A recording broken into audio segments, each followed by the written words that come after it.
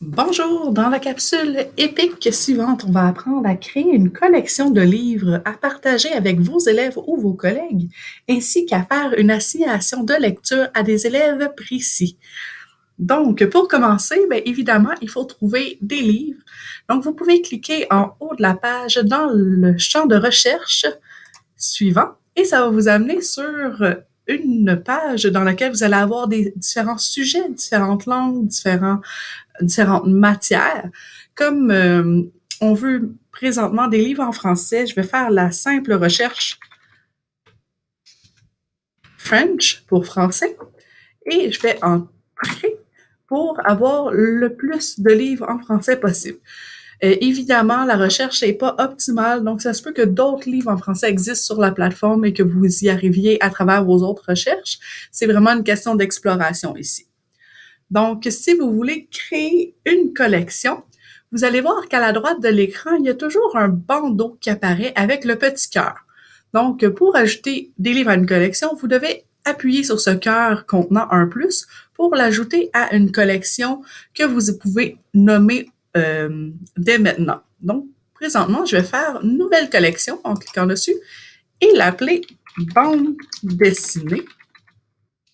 Et pour me rappeler en français, parce que c'est une base de données qui a majoritairement des livres en anglais, donc je pourrais avoir des collections en anglais ou même des livres en espagnol là, si c'est quelque chose, vous avez un élève qui voudrait lire en espagnol.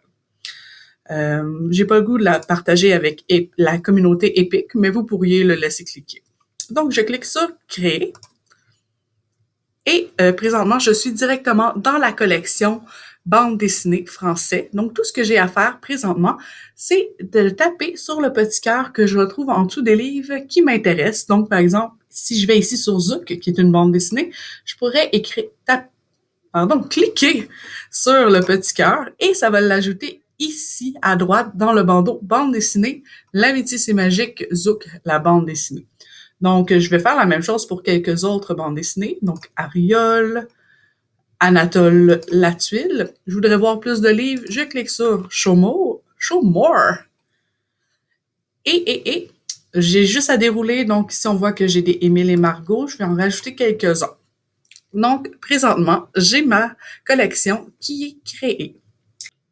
D'un autre côté, si vous voulez assigner une lecture spécifique à un élève, à certains élèves ou même à un groupe entier, il suffit juste de cliquer sur le terme assign, donc assigner, pour envoyer cette lecture-là directement à des élèves précis. Donc, en cliquant dessus, vous allez avoir une fenêtre qui va s'ouvrir et vous allez avoir la classe entière, donc votre classe Rooster qui va apparaître.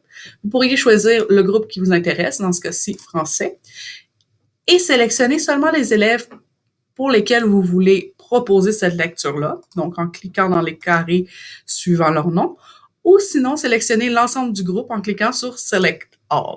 Ensuite, vous avez juste à cliquer sur Assign to Student. Dans ce cas-ci, je vais cliquer sur Deselect All et assigner seulement à Billy the Cat la lecture Avalanche. Maintenant qu'on a fait une collection et qu'on a assigné une lecture, on veut peut-être pouvoir partager la collection ou encore voir la progression de lecture de l'élève. Donc, pour ce faire, il faut aller dans le menu en haut, My Library Collection and Assignment.